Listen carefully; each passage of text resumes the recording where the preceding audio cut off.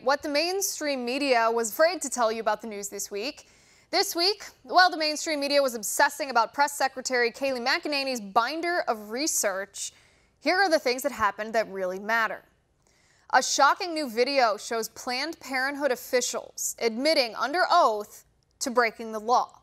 In the video, Perrin Larton, the procurement manager of Advanced Bioscience Resources, who partnered with Planned Parenthood to harvest the organs of babies inside the Planned Parenthood clinics, admits under oath that babies just, quote, fall out of mothers intact, and that can include babies with beating hearts.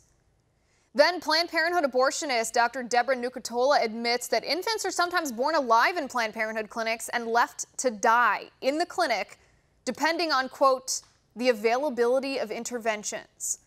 Finally, John Dunn, the CEO of 2 Planned Parenthood clinics in Southern California, admits that when a baby was born alive after a botched abortion in his clinic, they did not call 911. Instead, they left the baby to die. But did the mainstream media report on this? No, the mainstream media is silent. Hollywood celebrity Nick Cannon apologized after his disgusting anti-Semitic comment on his podcast after Viacom CBS fired him.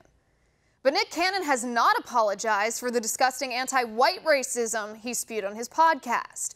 Cannon says white people, because of our skin color, quote, lack compassion. He says white people are a little less.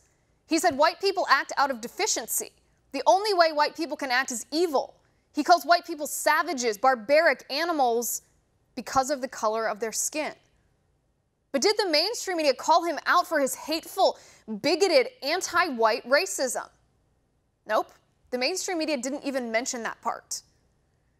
Shocking acts of domestic terrorism targeting religious people practicing their faith in their houses of worship struck the United States from within last weekend.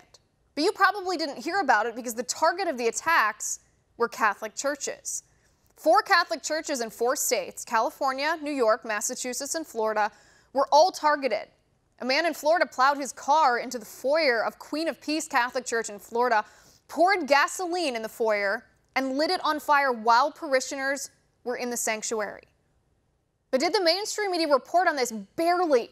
The mainstream media reported more outrage about the Little Sisters of the Poor Supreme Court ruling than actual terrorism against the Catholic Church. 15 people were shot in New York City in a 15-hour period last weekend as violent crime soars. It's easy to see why, as police presence has been substantially reduced and rioters and vandals are allowed to destroy the city with impunity. This is what happens when you defund the police. But New York Congresswoman Alexandria Ocasio-Cortez dismissed the violence, saying crime in New York is soaring because people need to shoplift bread or else they'll starve. A 1-year-old boy was shot dead at a New York City cookout last week. A 1-year-old baby. What does that kind of heinous murder have to do with shoplifting bread? But did the mainstream media call out AOC for her hideous lies in the face of violence that's destroying minority communities? No, the mainstream media ignored her and her lies. Nearly 20,000 mail-in ballots in the state of New York could be thrown out because the post office did not add postage to the envelopes. The New York primary was held more than 2 weeks ago, but it was only within the past few days that the New York Board of Elections admitted that up to 4% of the mail-in ballots might be discarded and the votes not counted because of the postage issue. There were 403,000 absentee ballots submitted in that election.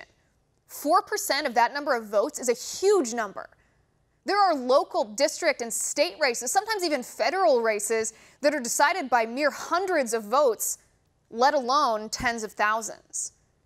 But did the mainstream media report on the vulnerability of mail-in voting that we're seeing with our own eyes?